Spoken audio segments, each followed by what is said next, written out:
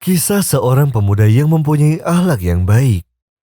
Setelah ia menuntaskan perguruan tingginya, ia langsung pergi untuk bekerja di Eropa. Lalu setiap bulannya, ia menyimpan uang untuk membangun apa yang sudah diangankannya. Dan setelah beberapa tahun, akhirnya proyeknya pun selesai juga. Lalu pemuda itu kembali ke kampung halamannya dan memutuskan untuk melamar anak pamannya. Ketika sampai di rumah pamannya dan mengutarakan maksudnya, lalu sang paman pun langsung menyetujuinya. Kemudian dia memberanikan dirinya untuk berbicara dengan anaknya. Lalu dia merasa sedih di balik senyumannya yang palsu. Dia tidak memperpanjang percakapannya dan dia tidak fokus pada pemuda tersebut. Sehingga pemuda itu tersenyum sambil berkata padanya, "Apakah ada pemuda lain yang membuatmu jatuh cinta?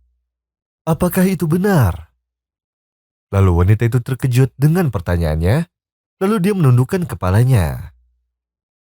Pemuda itu pun tetap tersenyum padanya, dan ia berkata, "Kenapa pemuda lain itu belum juga mendatangimu sampai sekarang? Jelaskanlah padaku maka kau tidak akan menyesal."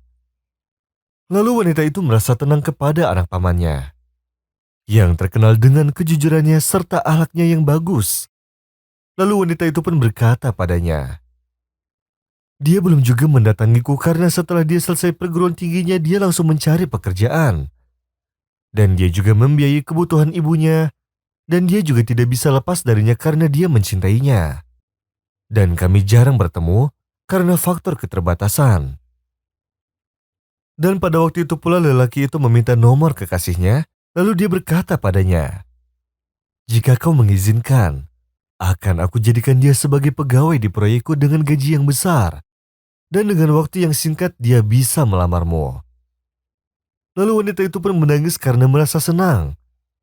Lalu dia memberikan nomor kekasihnya, lalu lelaki itu langsung menelponnya dan berkata, "Bagaimana bisa kamu meninggalkan kekasihmu?" Dan hampir saja dia sampai dilamar orang lain. Lalu kekasihnya tersebut menjawab dengan sopan, "Maaf, ini bertentangan dengan keinginanku. Karena dengan keadaanku, aku bingung. Aku juga memiliki lebih dari satu masalah. Dan jika keadaanku memungkinkan, aku akan langsung terbang pulang untuk menemuinya." Dan setelah 2 hari berlalu sejak perbincangan tersebut, pemuda itu bertemu dengannya lalu dia mendapatkan pekerjaan dengan upah yang besar sekali. Lalu pemuda itu berkata pada kekasihnya, "Setelah aku pulang dari pekerjaanku, aku mempunyai keinginan untuk menikahi anak pamanku. Dan ketika aku bertemu dengannya, getaran cintaku bertambah dan aku tidak tahu sebabnya. Dan ketika aku tahu tentangmu darinya, tidak aku temukan dalam akal sehatku kecuali hadis Rasulullah Shallallahu Alaihi Wasallam yang bersabda, 'Siapa yang memudahkan seseorang yang kesulitan, niscaya Allah akan memudahkan atasnya kesulitan di dunia dan di akhirat.' Dan aku juga ketika tahu bahwa kamu akan melamar kekasihku, aku langsung ingat pada hadis Rasulullah Shallallahu Alaihi Wasallam yang artinya, barang siapa yang menyempurnakan wudunya kemudian dia sholat 2 rakaat secara sempurna, maka Allah akan memberi apa saja yang ia minta baik segera atau lambat."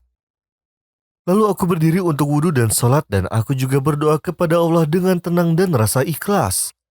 Untuk keinginan yang aku butuhkan, seperti halnya ibuku yang sering mendoakanku. Lalu aku serahkan kepada Allah Azza wa Jalla dan aku sangat yakin serta ikhlas dengan kodonya. Dan setelah aku berdoa terus, tiba-tiba kamu menghubungiku, sehingga aku pun bersyukur atas terkabulnya keinginanku. والمؤمنون والمؤمنات بعضهم أولياء بعض يأمرون بالمعروف وينهون عن المنكر ويقيمون الصلاة ويؤتون الزكاة ويطيعون الله ورسوله أولئك سيرحمهم الله إن الله عزيز حكيم وعد الله المؤمنين والمؤمنات جنات تجري من تحتها الأنهار خالدين فيها ومساكن طيبة في جنات عدن ورضوان من الله أكبر ذلك هو الفوز العظيم. Dikisahkan bahwa Salim adalah seorang budak yang masih kecil. Lalu istri Abu Huzaifah bin Utbah membelinya karena ia melihat adanya sifat dan akhlak yang baik dalam dirinya. Maka istri Abu Huzaifah memerdekakan ia. Akan tetapi Abu Huzaifah takut anak ini hilang. Maka ia membawanya ke haram dan mengabarkan kepada pembesar Quraisy. Lihatlah semua, sesungguhnya aku telah menjadikan Salim sebagai anakku sendiri. Maka orang-orang memanggilnya dengan sebutan Salim putra Abu Huzaifah. Sampai tiba saat munculnya cahaya ilahi yang sangat terang dengan diutusnya Nabi Muhammad SAW sebagai nabi dengan agama yang memberi petunjuk. Dan Abu Huzaifah serta putranya Salim termasuk orang pertama yang masuk Islam. Hingga tiba bahwa Islam menghapus adat tabani, yang itu menjadikan seseorang sebagai anaknya sendiri dan menyuruh kepada semua manusia untuk mengembalikan anak-anak adopsi mereka kepada ayah kandungnya untuk menjaga nasab. Kaum muslimin pun menerima hukum Allah dengan lapang dada. Mereka mencari ayah-ayah dari anak adopsi mereka. Akan tetapi Abu Huzaifah belum menemukan ayahnya Salim. Karena Salim telah menjadi budaknya sejak kecil, yang mana saat itu belum memahami siapa ayahnya, juga siapa ibunya. Maka orang-orang memanggilnya dengan sebutan Salim budak Abu Huzaifah. Tetapi hubungan mereka tidak seperti hubungan antara tuan dan budaknya. Justru terlihat seperti kakak dan adiknya setelah Islam menyatukan hati keduanya. Abu Huzaifah ingin menambah ikatannya dengan Salim. Maka ia menikahkannya dengan keponakannya yang cantik juga bernasab baik. Salim pun telah menjadi saudaranya dalam Islam, juga termasuk kerabat dekatnya. Kebahagiaan pun muncul dalam kehidupan keduanya, hingga mereka terpisah karena sesuatu kejadian yang terjadi pada umat Islam di masa awal-awal.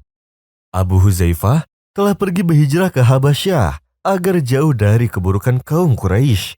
Sedang Salim, ia masih di Mekah bersama Rasulullah SAW, meluangkan waktu untuk kitab Allah dan mencatatnya sebagaimana yang diturunkan kepada Nabi SAW.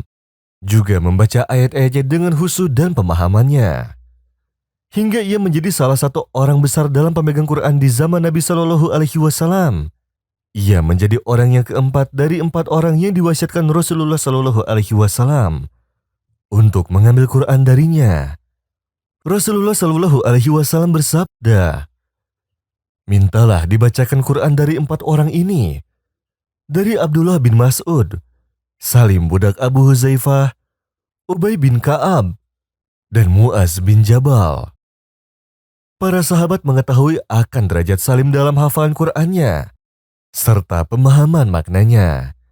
Saat kaum muslimin berhijrah dari Mekah ke Madinah, mereka meminta agar Salim menjadi imam dalam sholat.